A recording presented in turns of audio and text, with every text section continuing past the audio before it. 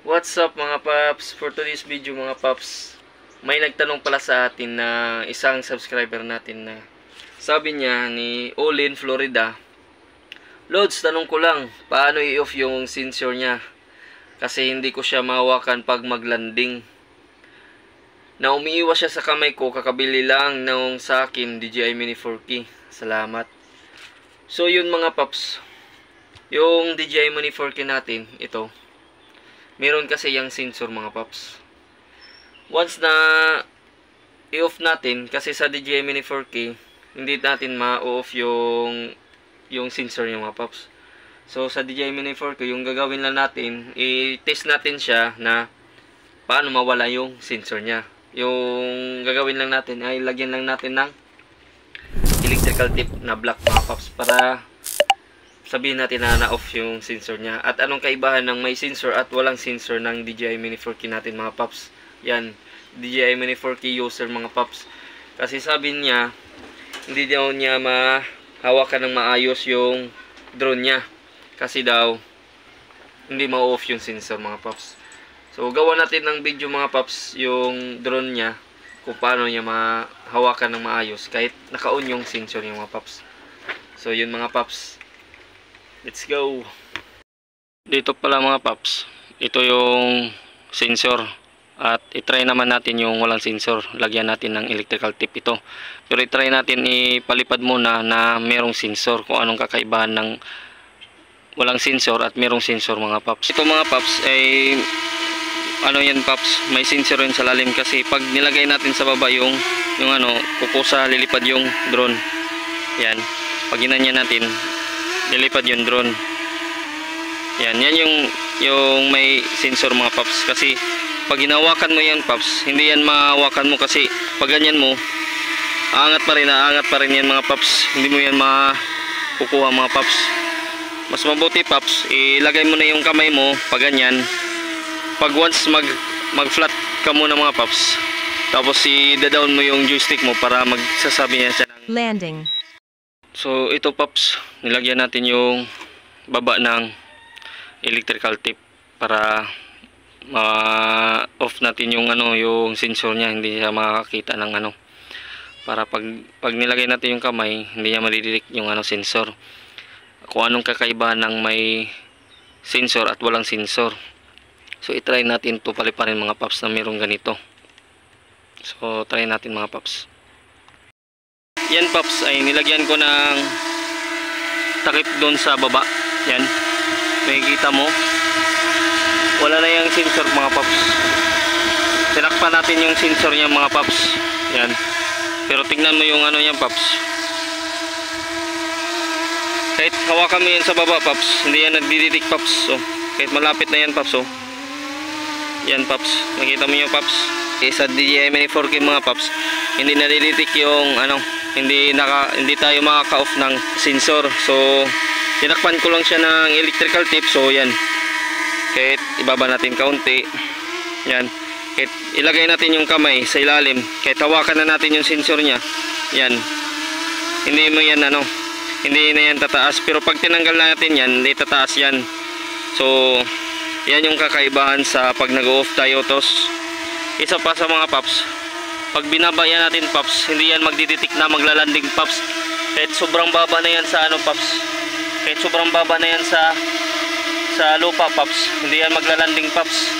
Yan yung nakaka-disadvantage sa tinanggal natin yung sensor tapos magalaw siya, parang nagdi-drifting yan mga paps. Mas mabuti na hindi mo yung sensor niya hindi mo i-off or takpan, kasi mas mabuti, kasi yan yung pinaka-safety din yan mga paps.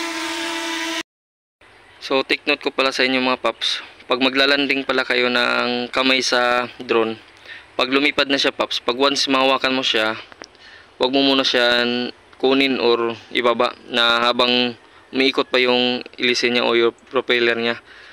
Dapat hintayin natin na pag mahawakan natin siya, pag ganyan, doon na siya kukusa mag-off yung mga motor. Doon muna siya na 100% na landing na siya paps. Kasi merong iba paps, pag nahawakan mo siya paps, tapos umiikot pa to paps, pag once ibaba mo siya, lalakas yung motor, tapos itaas mo naman siya, ay hihina yung motor. Mas mabuting i-steady mo muna siya, Paps. Once na sabi na siya na landing, tapos once na umiikot pa ito, may posibleng lilipad pa yung drone o iiwas pa sa kamay mo. Yan yung delikado mga Paps, kasi pwede magwawala yung drone natin, kasi pag ibaba natin, kukusa siyang aangat talaga, Paps. Kukusang iiwas sa kamay mo. So pakadelikado niyan mga Paps.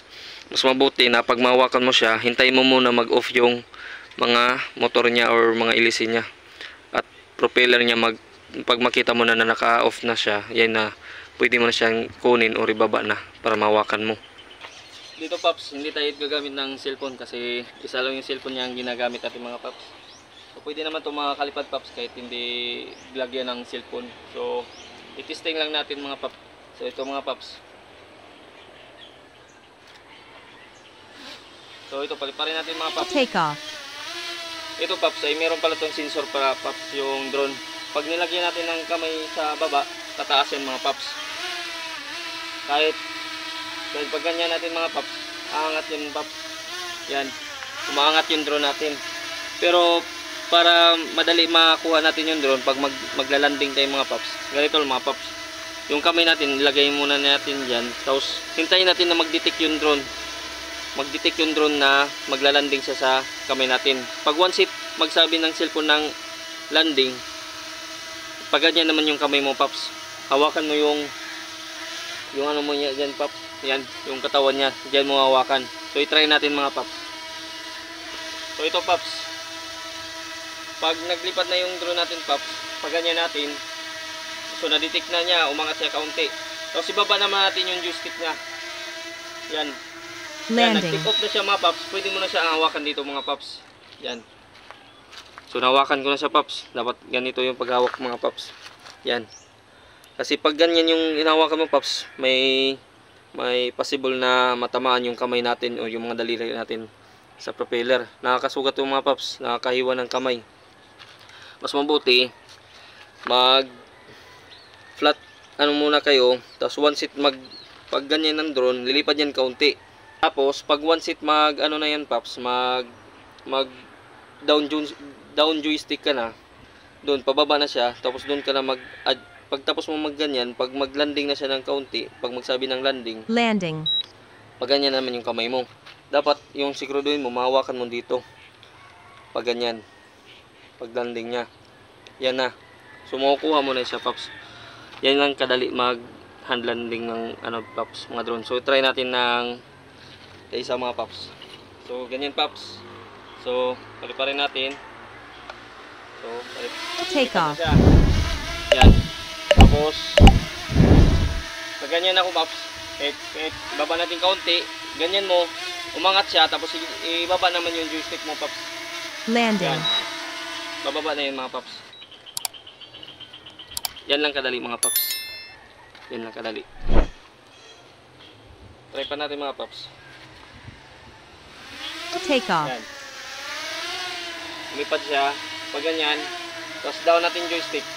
landing, Yan. Yan lang kadali mga Paps.